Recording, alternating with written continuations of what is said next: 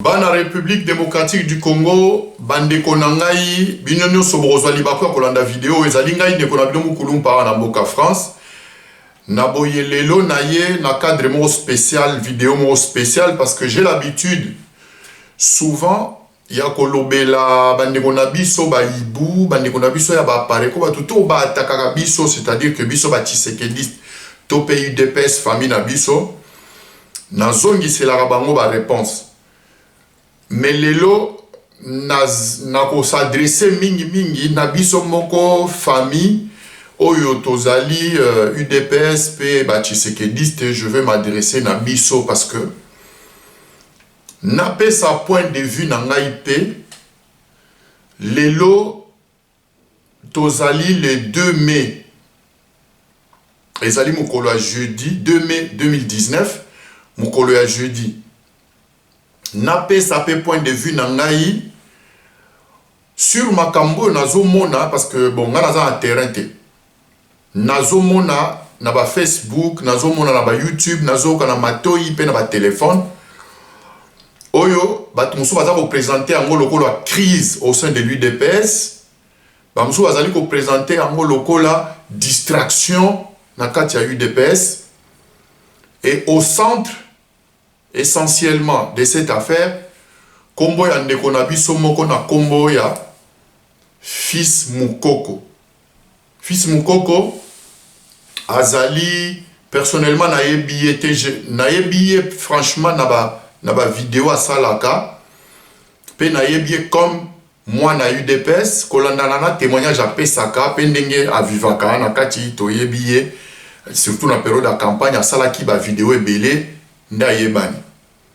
Je voudrais ouvrir une parenthèse kolobabo. Mon fils Mukoko nga na yebiye personnellement te. Naza numéro na téléphone te. Na luki kozwa pe numéro na yete pona bengae. Parce que je considère que nous avons suffisamment de sages na katia UDPS, na katia ba Tshisekediste. O bakoki ko poussa na pembeni ya ndeko na biso. Ko solola na ye. Kopesa ye, kokabola na ye bwanya, pe kozongisa ye na sagesse. Je fais confiance donc na bande konabiso. Mais pourquoi nazo sa la vidéo oyo? Nazo sa la vidéo oyo, boye binga na habitude, na ngaso botali ba vidéo ebele na rappelaka mingi, batu bazala na mémoire rezo sala. Parce que biso Congolais, tozala mingi mémoire, to sale la mote. Et l'autre ami balé na lingara ko défendre et l'autre babengi ba principe. Soki ozali ko condamner mabe, condamner yango par principe et non pas parce que mabe wana euti na ennemi na yo. Soki euti na mutu ya kan na yo okumisa yango. Non, wana eza principe te. Moi je me bats par ba principe. Lelo batebele bazoloba Fils Mukoko azali en connivence avec Benemi à UDPS pour couler le parti, pour trahir le parti, pour détruire le parti, pour trahir le président de la République, naba dirigeant non sur la partie UDPS. Wana batu baza na ngambo oyo. Na ngambo pe mususu bazoloba non, Fils Mukoko a raison. Pour nini aloba te, azoloba za na raison. Je vois comme il a deux camps. Et Fils Mukoko, au centre de tout ça, Nami Sunanga, il apparaît comme, d'une part, le garçon de course, le cheval de course, il y a Batumoro, Bazo Tindaye, to Bazo encouragé, Asala Mambazo Sala. Mais d'autre part, comme bouc émissaire d'une situation, Oyoya Zali peut-être totalement responsable d'Angote, mais d'une situation qui couvre dans le parti. Oyo batu mususu bazo ko kolobate par Kobanga to par Nini et que lui il ose dire des choses peut-être de façon maladroite mais il ose le dire, peut-être il ne le dit pas dans le cadre approprié mais il le dit quand même.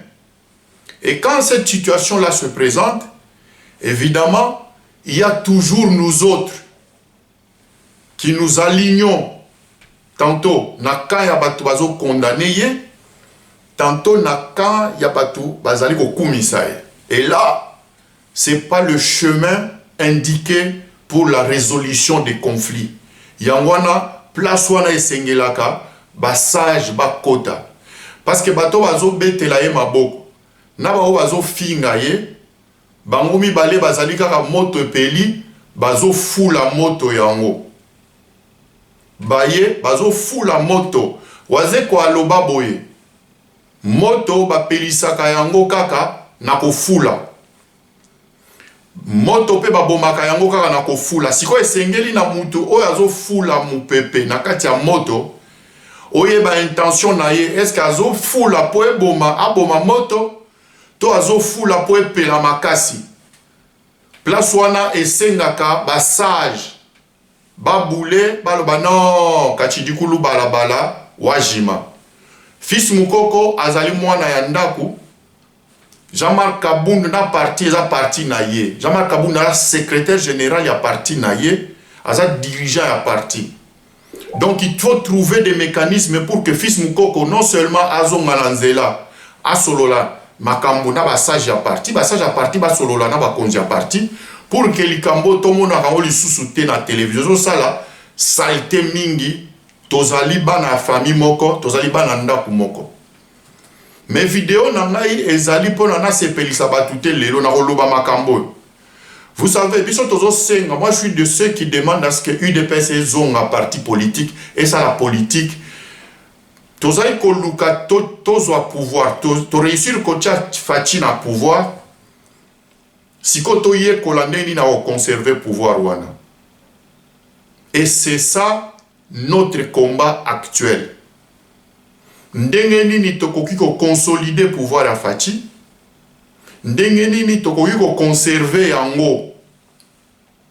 Voilà ce qui devait être notre préoccupation. Et non qu'on gérer le conflit, ezali lié peut-être à la frustration personnelle à Batou, to na ba rando personnel à Batou, na ba conflit, ba rancune, mususu batu bazama na ona kati ya parti. Ezo kolinga ko éclabousser parti mobimba. Non, il faut se ressaisir, mais tout le monde. Batu ya kan o na kan oyo, o bazo soutenir na bazo finga, bitso tout se ressaisir. C'est un petit problème. Mutu na mutu alongola orgueil na ye, vantar na ye, baloba non.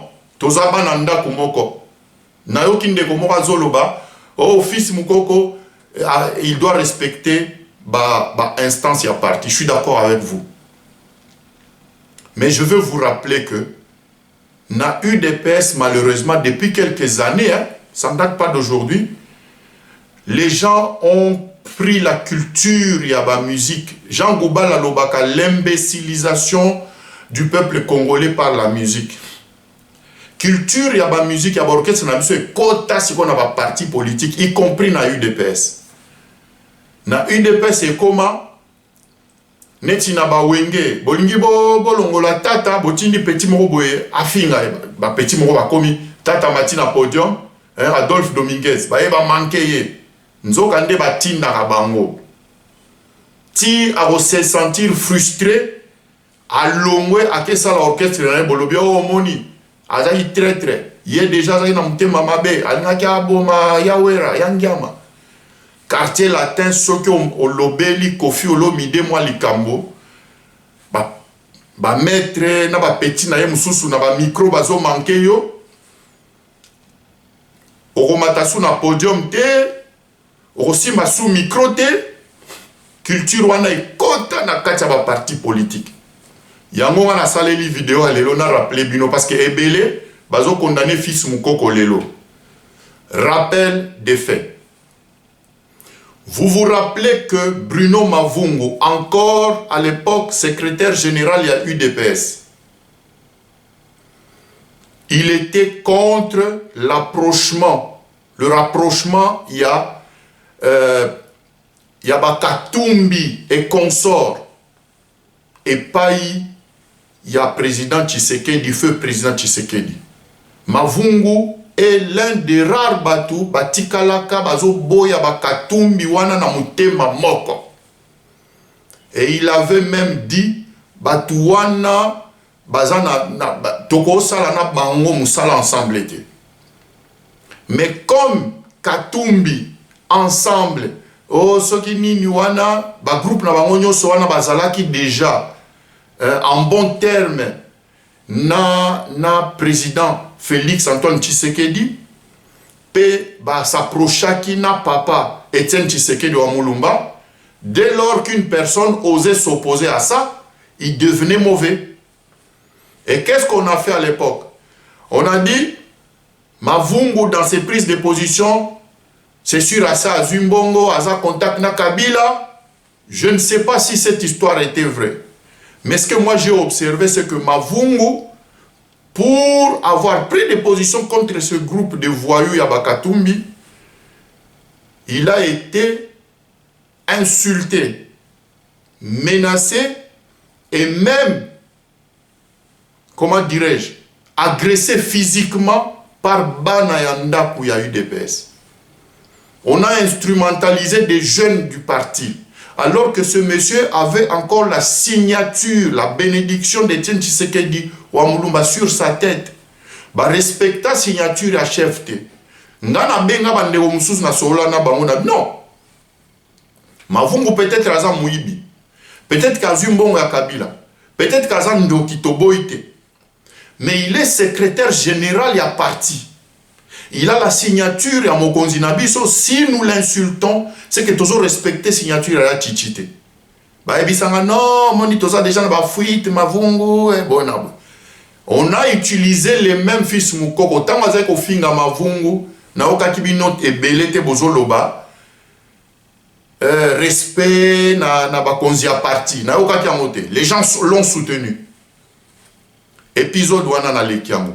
Je signale aussi que Jacquemain Chabani a eu des problèmes dans l'UDPS parce que certaines personnes ont dit qu'Ali Mbongo. Ok, peut-être qu'Ali Mbongo, mais il est allé en justice. Justice et Longisaki. Je ne connais pas très bien ce dossier, mais je constate que Bana UDPS est belé. Quand on veut le virer, bah on diaboliser Yonan. Il y a toujours des gens pour commencer à te diaboliser. Tiens au souka mabe. Nazo rappelé ba fait oyo ponda ko ebe bate. Mais pour bon mona qu'il y a des observateurs baza na mémoire ya UDPS na maboko. Tala, nous avons vécu dans ce pays-là. Biso tozali pe ko télémanasa banzete, mais biso tozali na ba caméra te. Lelo ba fils mukoko baza na ba caméra ko na ba kaka fils mukoko te na otanga kombo na ye, mais avec tous les autres ba yoka son ba ndeko na biso nyonso wana. Lelo baza na possibilité ya koloba ba mona bango na monde. Nous on lisait les journaux, tozali ko débattre makambo ba journaux, muto azali ko tiela biso micro azali. Et ça faisait moins de problèmes bandeko.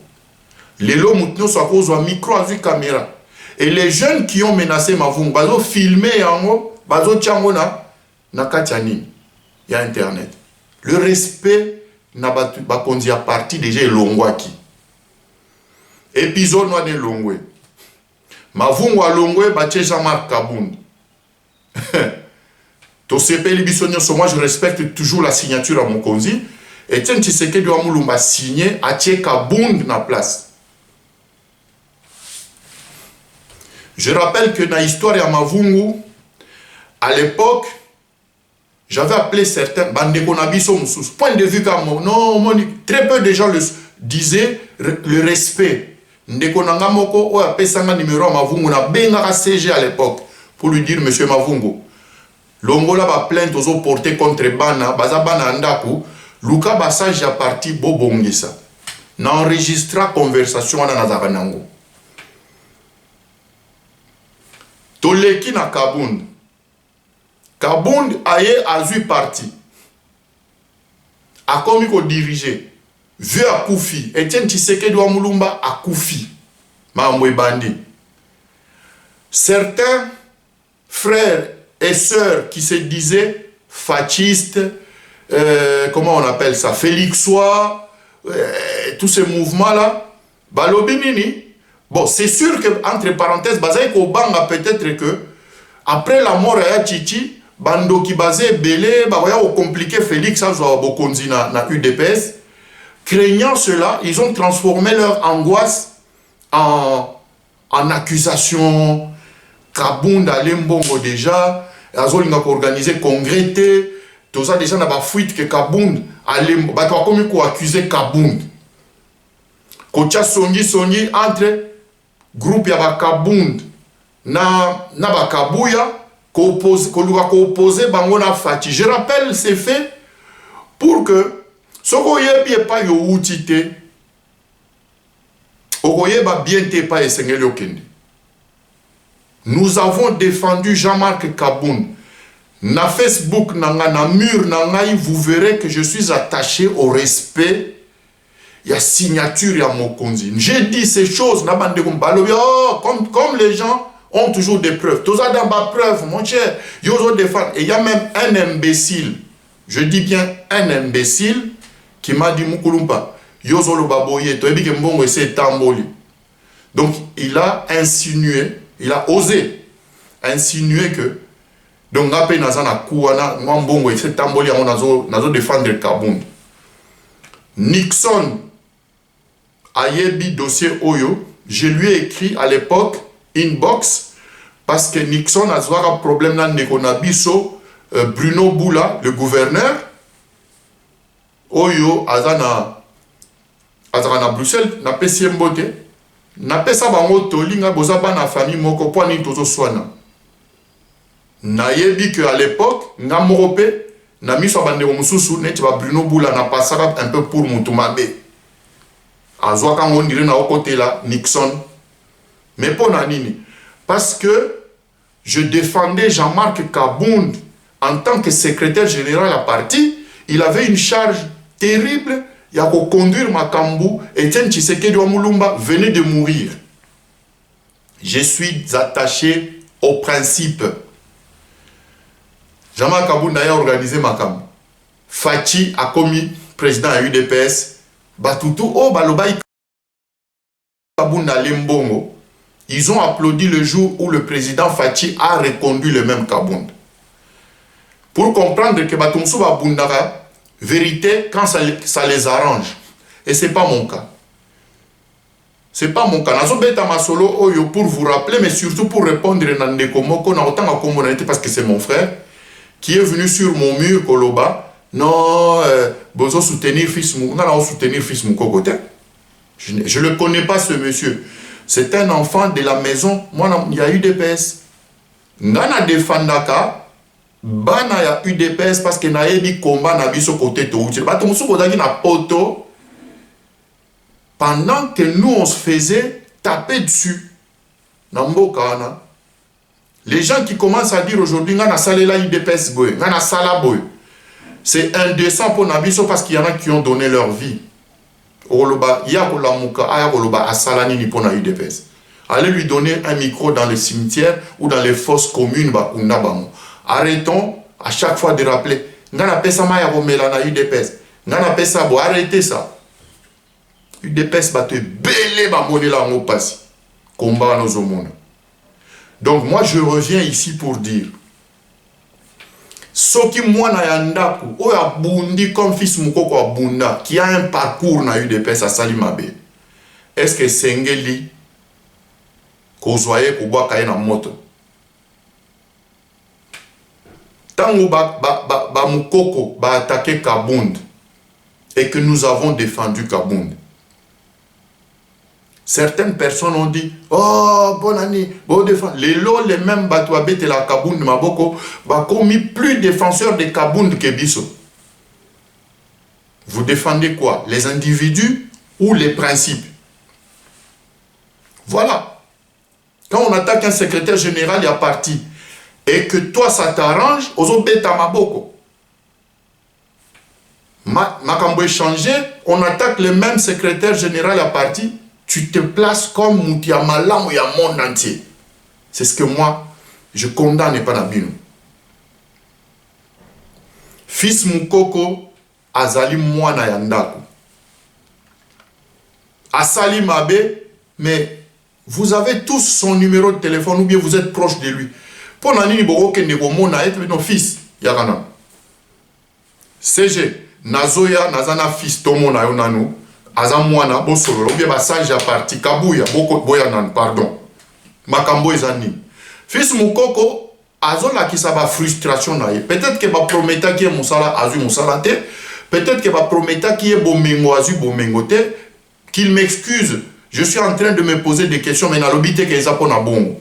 Mais tel qu'on l'entend parler, c'est comme s'il est frustré quelque part et qu'il exprime sa frustration, peut-être avec maladresse toboïté. Mais est-ce qu'il faut retomber moto? Moi, je ne suis pas d'accord. Botala. UDPS s'est vidé de tous ces cadres à cause de cette attitude-là.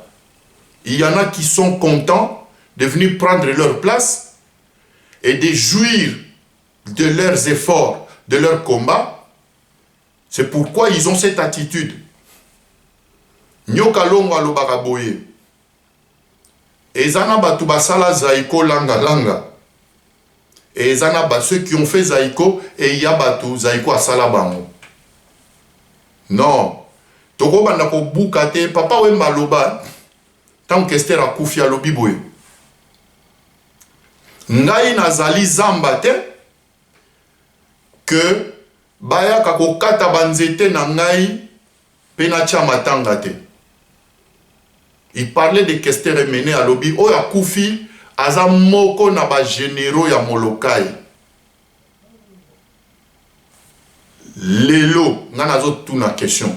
Est-ce que UDPS ezali zamba que bakata ka bana na nyonso ya mayele o ba bunde la UDPS o ba batangisa mitoki mai ya misu na bango o ba bimisa makila na bango batangisa makila na mpona komba ya UDPS baya ka bazo kata na bazo bwaka bango pe UDPS ele la te. Non. Nous ne pouvons pas continuer comme ça. Botali nenge tosala Jacquemain Chabani. Soki azalaki mutu moko azana na ADN ya UDPS te. Mais lelo azala suna biso te. Yango moni bana UDPS ebele batondi na ba parti mususu. Non pas qu'ils ont été très malhonnêtes. Mais peut-être que dans la vie accident à vie et sali que mutumoko bambelier likambu papa ça très ça lembongo na États-Unis d'Amérique tout monde a kabatu basali ka 30 ans na couloir de la mort baye ba découvrir que assassin ou abomaka mutu c'est une autre personne baye ko bimisa mutu abimi so iba bomaka ye déjà na trop tard to bate la bana ya ndaku. Arrêtez de vous comporter comme si nous étions dans le quartier latin. Oyo, et c'est le royal mopa ou mokonzi. Ce qui moi la moko a manqué mopa ou mokonzi respect. Allez, a aussi ma sous micro. Non, où est un parti politique? Et on dit Union pour la démocratie et le progrès social. Il y a le mot démocratie. Votre cerveau est resté à l'aéroport d'Ndjili. À Massimanimba, vous n'avez pas intégré le concept de la démocratie alors que Bozo évoluait dans un parti qui s'appelle UDPS.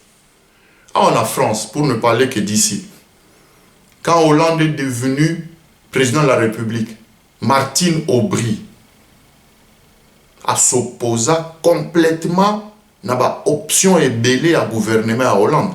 Il y a politique à Hollande. Balobate Kalembongo, na parti socialiste, Balongo l'a été. Bamona Ndokite, ils ont dit le débat est permis dans le parti politique Nabiso.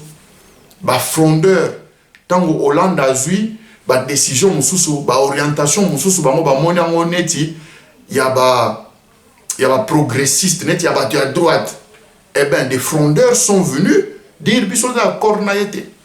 Mais balongo na parti politique, vous vous appelez Union pour la démocratie et le progrès social, mais vous se comportez toujours comme si vous étiez un chef coutumier de Tchimboulou ou de Katakokombe, chef coutumier, je sais pas, de Bakwamulumba, ou bien chef coutumier, est-ce que parti wana ezali pouvoir moko coutumier, il y a Mbatambengi, il y a Mbatassiala, ou bien ouais. Non. C'est un parti politique, entre guillemets, moderne. Nos rapports sont des rapports, il y a les autorités du parti, c'est des dirigeants et à parti. Le respect au besoin exigé na fils Moukoko, il faut à la mutuelle. Bah dirigeant et à parti, bah respecter bah membre à parti, bah membre à parti, bah respecter bah dirigeant à parti. Bofandi na potombo les belé, vous n'intégrez pas ces choses. Voilà pourquoi RDC et ont un retard. Parce que yo aujourd'hui avion nanjili, au tiki cerveau nanjili, yo bofandi na poto, au moins la démocratie a été. Pourquoi quand nous rentrons chez nous, nous ne pouvons pas appliquer la même chose? Fils Moukoko a lobby, ok. Pour vous, la décision, c'est Tolongolae. Botika Kiwenge, on a manqué leader. A manqué leader. A aussi sous micro. Non. Il y a des instances, ceux qui vont punir Fils Moukoko, ceux qui vont à trahir, ils peuvent l'excommunier, peut-être n'habiter. Ils peuvent le sortir, n'a pas manière, et sengeli. Donc voilà, Nazu Moitan, mes partis politiques UDPS, Ezali qui appelaient à gagner les élections pour prendre le pouvoir, Lelo, nous avons le devoir, Yako aider Fati à conserver le pouvoir wana pour acha makambu biso to bunde limbu lebele acha yango nanzela. Nous devons cesser de nous distraire na ba makamba ya pambala mike. Donc bino bandeko bozo bete la fils Moukoko maboko, arrêtez ça. Bino pe ba bozo finga fils Moukoko, arrêtez ça. Azande ko na bino. Bokanisa nombre de fois bolala ba permanence na ye. Nombre de fois bokenda bo tam susu ba maya lobo ya pamba na lipa mais bozo tambo la journée mobimba pona komba ya mboka ana. Vous ne pouvez pas oublier ça. Bokende ko approcher ye. Bosola na ye, arrêtez de faire chaque moutou na ba petit na esim. O ba petit à tata. Et o ba petit à afande. O ba petit à jibé. Non. Ça c'est le wengelisme. Toboyango. Toboyango makasi. Tous les partis politiques du monde, qui gagnent des élections présidentielles, qui gagnent toute élection, lobby nango ba mitchara déjà en ordre de bataille pour des échéances à venir. Normalement, l'UDPS doit déjà se mettre l'élo dans la perspective, il y a 2023, ou éventuellement, dans la perspective, il y a une élection anticipée, législative anticipée, au cas où, on ne sait jamais, en 2020, ce qui est accident, Salemi, que le président a dissoudre le Parlement, attendez-vous, préparez-vous à être déjà disponible à dispo pour l'élection. Botika Roswana, ça ne sert à rien. Bino batu bozo fula mon pépé. Bo fula ka pona roboma moto et non pona opelisa yango. Zamba pambola Congo. Kimia boboto ezana mabota na bino nyonso na mitema na biso. Tozali bandeko. Tolingana. Merci.